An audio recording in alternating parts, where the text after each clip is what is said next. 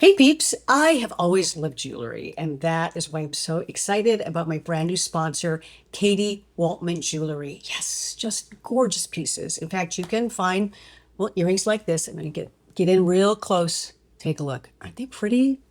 I love these. These are called the Opal Star Huggies, and these are just one of many items you can find at katiewaltman.com.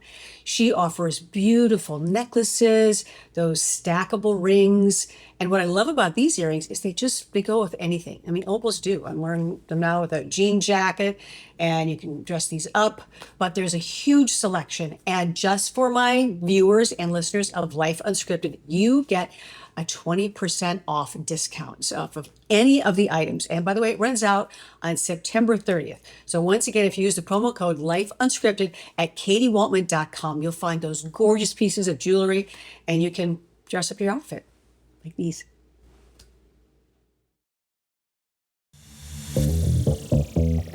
October is Breast Cancer Awareness Month, and yet only one day in that month is devoted to the most advanced stage of the disease, metastatic breast cancer. Yet there are women who are thriving in stage 4, like Jacqueline Varanakar, who was diagnosed in 2020. She's a mother of 4, an advocate for breast cancer research through her nonprofit, Varanacure. And welcome to Life Unscripted. Thanks for having me. It's so good to have you here, too. Yeah, it's good to be here. Now, we met a couple of years ago, and this was at a fundraiser where I was the MC of an event called Metscarade, which was a fantastic event, and where we raised a lot of money, and I know that has been something that has really helped in the research project, so that's fantastic.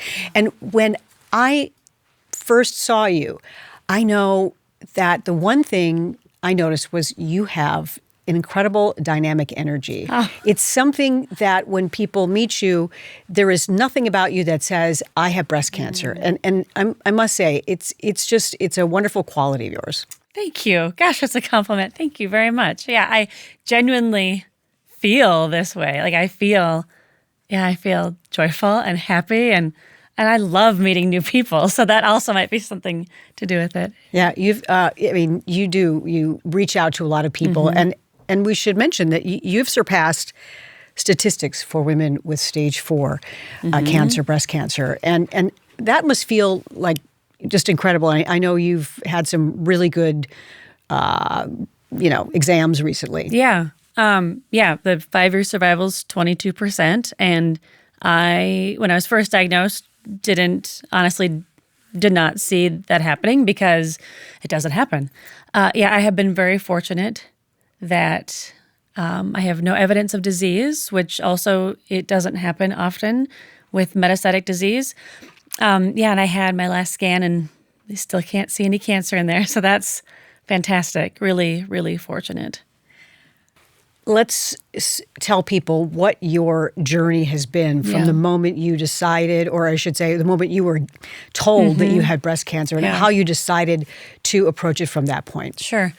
So if we rewind all the way back to 2020 and distance learning, the 4 kids, and living in a global pandemic, and everyone was doing their best. And I kind of joke that the reason I was adamant about getting to my annual physical is just so I could get out of the house. And I had an excuse I had to leave. But I was very on top of my health. I'm a runner and I was enjoying eating kale chips and I stopped eating Diet Coke. I really was healthy, or I thought so. And so I went for that annual exam and everything checked out, top to bottom, included a breast exam. But I told her for a little while it felt like something wasn't right, and not physically, but like woman's intuition. And she said, well, let's put your mind at ease. Let's run some more tests on your thyroid, because I was 38 and you never know what could be underlying. And then she said, let's get a baseline mammogram. And I went for that mammogram. And that's where they found my tumor and had ultrasound and then subsequent biopsy, which said I had breast cancer. Did the chest MRI, and I was set to go, get my port placed, start 12 rounds of chemotherapy. And I sent my imaging to Mayo Clinic because we're so close to take advantage of that. Yeah. And they agreed that I was stage 2B but as we ended the conversation, she said, I do want to mention that our radiology team sees a shadow on your liver. It doesn't present itself as cancer, but you probably want to have that checked out. I said, great. I don't care what's on my liver. It's not cancer. And then went through my 12 rounds of chemotherapy, lost my hair, scheduled my double mastectomy, and then met with my liver guy at the U. Your liver guy. She's got a liver very guy. affectionately called Dr. Jensen my liver guy. And he said, yeah, I don't know what that is, but it looks benign. We should probably remove it to find out why it's there. 6 weeks after my mastectomy, went for a liver resection, removed 60% of my liver. And in recovery, he said, now that we have it out, it looks like cancer. But in my mind, I still thought, well, we got it out, so who cares? Mm-hmm. It was not explained to me. I did not research what that meant. And so then when the pathology call came the next week, they said, your ovaries are clear. My cancer's hormone fed, so I had my ovaries removed as well. Ovaries are fine, but I do need to tell you that it was breast cancer in your liver. And I'm like, okay, thanks, bye. You're thinking it's kind of done from that point on. Yes, they were just relaying this to me. Anyway, my oncologist called me shortly after that saying, this changes your prognosis. And she said, I don't know, 5-7 years. And I actually said, for what? And she said, that's the life expectancy. And I was walking to the bus, very slowly. I just had my liver chopped in half. Wow. Yeah. And I was like, I was just stunned. I'm on the phone and she's telling me, and like I can see this playing in my head of how old will the kids be in 5 years? And my daughter was 2. And like, okay, would she remember me when she's 7? Would my son remember me when he's 10? And as she's telling me this, because I had no idea. And I thought, it didn't even cross my mind that I was going to die from it. I thought that it was removed, and it was not. That's not the case with metastatic breast cancer. Which means the cells travel, and this microscopic cells could be traveling through your body and could show up at any time. But as you said, no evidence of disease right now. Right. Yeah. I have a scan every 4 months to check on things, and I take like chemo in pill form twice a day, or like a hormone blocker. I take take a hormone blocker and a tumor blocker and an anti-anxiety drug because this is really heavy. Yeah. Well, of course it is. Yeah. And thankfully you were in tune with your body. I mean, think about, plenty of women probably are not in that place or maybe not as aware that something is off. And you said you really used your intuition. 1 in 8 women who are diagnosed with breast cancer, and 30% will have reoccurrence. Mm-hmm. And just think about that. Yeah, that's a lot of women. There's a lot of women. 168,000 women are living with metastatic breast cancer right now, right? And 120 die every day. It's a lot of women who are affected. Okay, well, you seem to have jumped into action pretty quickly, and your focus has been on research because metastatic breast cancer gets so little, 2.5% for stage 4 for clinical research. Right. And so you decided that you were going to start your own organization, your own nonprofit. Right. How did that come to be? Yeah, well, I was just stunned by that statistic as I'm, awake at night, going down the rabbit hole of what metastatic breast cancer is and reading that it gets so little funding. And that's the only deadly form of the disease. It didn't equate to me. So I thought, well, if it's just money, there's money out there. We just need to go find it. And it feels kind of ridiculous that we need to do that, but we need to do that. Right. That is what is happening. So they get similar to, people will say to me, I couldn't do what you do. I don't know how you do it, but you just do it. I mean, you don't have another choice. And also, I think about this. I think about my disease every day. I wake up thinking about it. I always think about it. And I'm not paralyzed by it. I mean, I'm still a mom to those 4 kids and a wife and all these things. But having action was so important to me because I am so able to do that. I don't have evidence. I have no evidence of disease. And I have friends who are debilitated by the medication they need to take to stay alive. Or, they don't have. So, fun fact, I competed in pageants. And so I enjoy this. I enjoy speaking to people. I enjoy sharing my story. And so I have an opportunity to do this, and I have the know-how and the how-to and all of these things. And if I didn't do it, I would feel like I was doing such a disservice to the women my friends who have died from it. Like, you're taking what is a natural gift of yours, truly, and saying, look, I'm going to put it out there. And I know that I was drawn to your story because you are very open about your whole process and the stages and really kind of the stuff that people don't necessarily see. Yeah. The surgery scars. You're just laying it out there for everybody. Like, this is what metastatic breast cancer looks like. Right, because we are painted, and that's why I think I was in the dark about this. We are painted this picture that breast cancer is, I hate to say easy, but that you get breast cancer and you do the treatments and you ring the bell and that's it, right? And it's not. Even in early stage breast cancer, there are so many surgeries and they don't always go right. And then you are in hormone repressing treatments for years, and that takes a toll on you. There's just so much more that isn't shown. And I think that if women saw that reality, they'd be more likely to go and get a mammogram, right? Like, because, oh my gosh, I can, get a step ahead of this. Go get your mammogram, do your self-exam. And again, careful with those words because you cannot prevent this from happening, right? You can live a very healthy life, but it's not your fault when you're diagnosed with breast cancer. So I want to if you don't go for your mammogram, not your fault that you have breast cancer. So I want to be careful about that because there's a lot of guilt around it too. People feel that women feel like, okay, I should have known. Sure. And so many stories. I have 3 sisters who, one had breast cancer and has passed, and 2 that are living with it. And I've seen many different variations, iterations of the whole chemotherapy or whatever kind of regimen that they're on, and they were all very different. Yeah. And one of my sisters, Mandy, I've talked about her numerous times.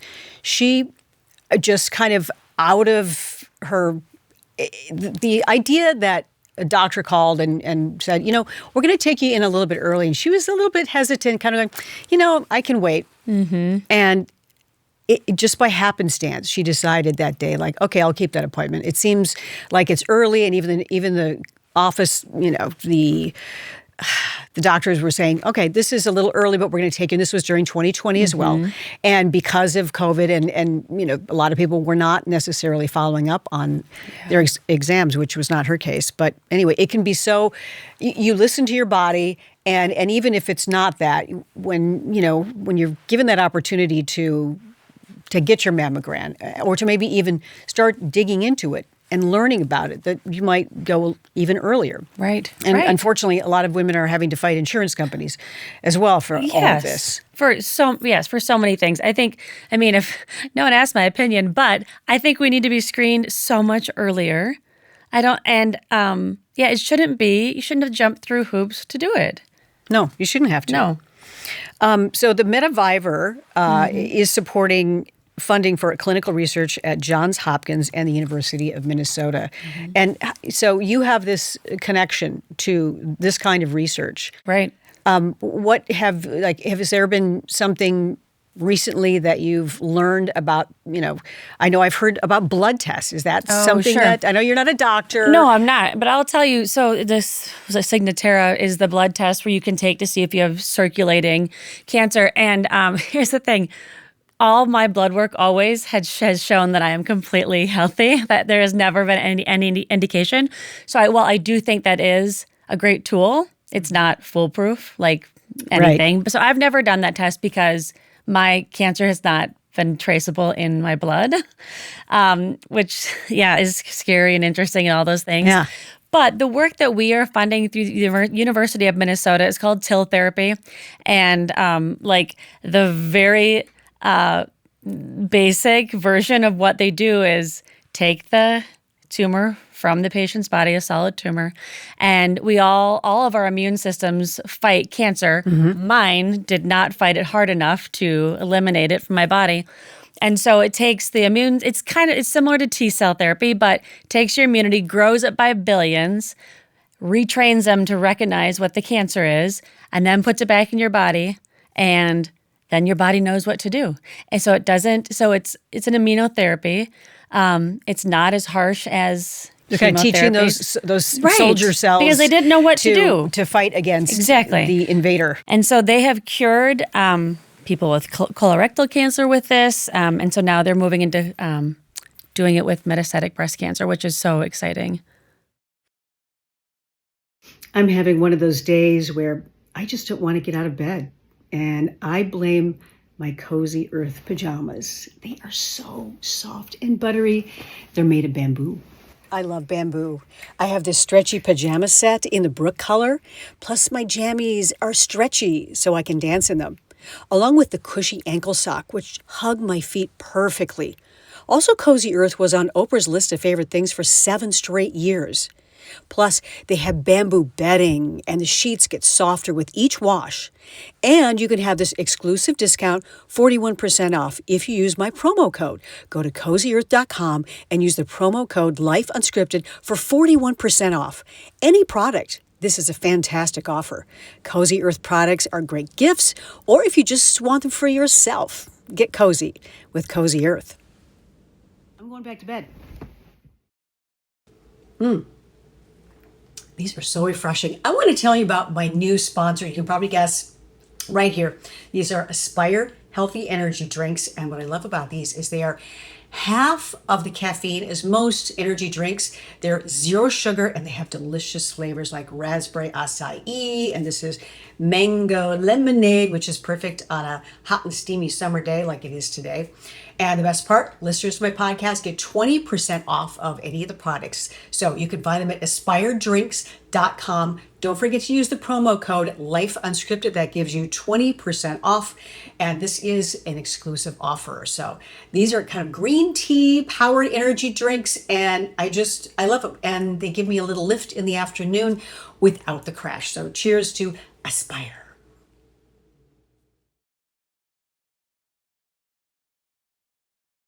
We know October, we are going to see just an absolute sea of pink ribbons, but many companies have been called out, large companies, for what is known as pink washing, where they basically put a pink ribbon on something, and we've all seen them in products that suggest that you buy this product, then you are giving to breast cancer research. But sometimes they are masking or they're marketing to distract the idea that, or marketing to distract that they have ingredients in their product that actually may cause cancer. Yes. And they're spending more on these promotional items, the pink ribbon, than they actually are in helping with, metastatic breast cancer and other research. Yeah, it is. I have to step away a lot during the month because it's so frustrating to see all of this. Or I'll be in Target and I'll see something with pink ribbon. So then I'll Google it and I'll say, how much is company XYZ actually giving to? And then I'll go as far as finding them on Instagram and just sending them a note saying, hey, what exactly does your campaign give to breast cancer research? And if they don't answer, I'm thinking, well, I probably wasn't going to like their answer. Or if they do answer, then it's a chance for me to educate them and say, did you know that you could be funding research to actually save lives? Or did you know that there's this organization? So it is very overwhelming for someone living with breast cancer or someone who's had breast cancer.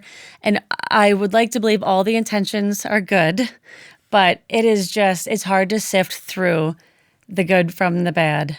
Because really, that ribbon just says, we support breast cancer. Yeah. Without giving anything. That is the part that has driven me crazy, too, that the pink ribbon also represents this is breast cancer awareness. Yeah. I mean, we're aware that this exists. What we need is research dollars. Yes. And that's why this is so important. I know the Mets grade has been something that, currently is on pause, but you hope to bring back. Because it was one of many ways to raise money for breast cancer research. research, and especially metastatic breast cancer. And there are a handful of organizations that solely give to metastatic breast cancer research. And I truly believe that if you fund research for any stage 4 cancer, that is the key to curing all cancers, because when you're diagnosed with cancer, you're afraid you'll die from it. And so funding the type of cancer that kills you is so important, and it seems so simple. And when you lay it out there to someone like that, they're like, oh my gosh, of course that's where I want my money to go. Because yes, early detection is important. But with the recurrence risk of 30%, I feel it's a lot. And I feel like, well, then let's at least allocate 30% of research dollars then to metastatic breast cancer, because that should be the minimum that we are giving then, because that's how many are affected. And so what I've been trying to push now is, well, let's make this really important, because when it's important to people, whatever it is, it becomes popular. And when it's popular, people want to back it. They want to be part of it. So, I mean, if, a lot of breast cancer organizations are really good at marketing. And that's why they have a lot of support. People don't dig into what is this organization doing? Where is their money going? They want to be part of something big. And so they just sign up to be part of it. Whereas the people who are doing the real work don't have those marketing dollars. Right. So that's another hang up. So the money that is raised, I know some of it is going to women and in baskets or things that they really need during chemotherapy and their treatment. So we do have a separate fund that creates packages for women newly diagnosed with breast cancer, any stage of breast cancer, chemotherapy care packages and surgical care packages. And they're free. And you just go to verandacure.org and request one for yourself or someone else. And we'll either, if you're local, we'll drop it off at your doorstep. Otherwise, it'll be shipped to you. And part of that funding is from the Randy Shaver Foundation. And so those care packages have been given through my oncologist clinic at U of M Health Fairview in Edina, but we do ship to women nationwide. So, and it's all free, because when you go into a surgery or you start chemotherapy, there's things you don't know that would be helpful. And so this box has all of it. Are you surprised sometimes when you look back at, where you've come and how you are able to kind of harness this energy and put it out there to tell people really that this is just being lost, metastatic breast cancer research, that is just giving you motivation to go out there and let people know that this has been thrown to the side. And, here you are here, you are alive, and showing that people like yourself are thriving, and putting more money into research will create more people just like you. Yeah, I don't think it's a paradox living with a terminal illness and looking like this. And I think that is attention grabbing for people.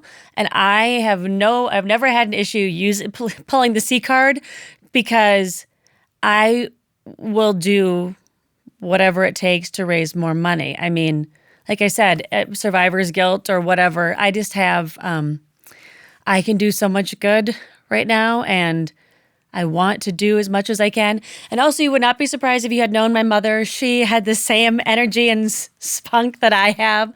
She was an incredible woman too, and she died far too early from a different cancer. But and this is, like I said to you earlier, this is just my personality. Yeah, I love meeting people. I love being helpful, and I've written a book that is all breast cancer survivors. And my chapter is titled Pain and Purpose, or Purpose and Pain. And that is what it's about, because I did struggle thinking, and I didn't want any good to come from this, because I thought, well, no, it feels like a slap in the face. Like, this did not happen for a reason. Yeah. But it did happen. So what can I find in it that would be good in doing it? How has this had an impact on your family? Like I've said, you are very open about it, and you have 4 children. You're balancing all of this and raising 4 kids. Have you seen, I'm assuming you've seen some kind of change in them. And it clearly has affected the family. Of course it would. How has it changed the family as a unit? Yeah. So I think that we're probably closer. I mean, I think I subtract 5 years from everyone's age, and, they were 10, 8, what's 10, what's 5, and 2. And 2. And our daughter, this is all she'll ever know, right? At 2, she didn't know what was going on. But, they're very empathetic. I would hope that they were going to be anyway, but they really are caring, kind boys. I say that because the 3 oldest are boys. I think they're surprised because I'm operating a nonprofit out of our house and I ship things from our basement. So they see that, but we live a regular life. Mm-hmm. So when I share something with them, like someone will say, I saw your mom on TV. And they're like, you were on TV today, Mom? Are you like a celebrity? So I don't advertise it to them. They're very proud. They are, this is definitely a family deal, but I do try to keep our life pretty normal. Well, as you're much as I doing can. an incredible justice to all women, and certainly women who one day may be diagnosed with breast cancer, that this is such an important topic, and the research dollars are needed. And so we really need to kind of do what we can to raise money for metastatic breast cancer. Absolutely. And again, if people want to contribute to your nonprofit, how do they do that? Yeah, go to our website, brandycure.org. There's a donate link there. We are always begging and pleading for money. And we sell really cute merch. So if you want something in exchange. It's totally cute. I have that black hat with the heart. I love it's great merchandise. It's nice job on the merch. Cause. Thanks. Jacqueline, it's a pleasure having you here on Life Unscripted. Thank you.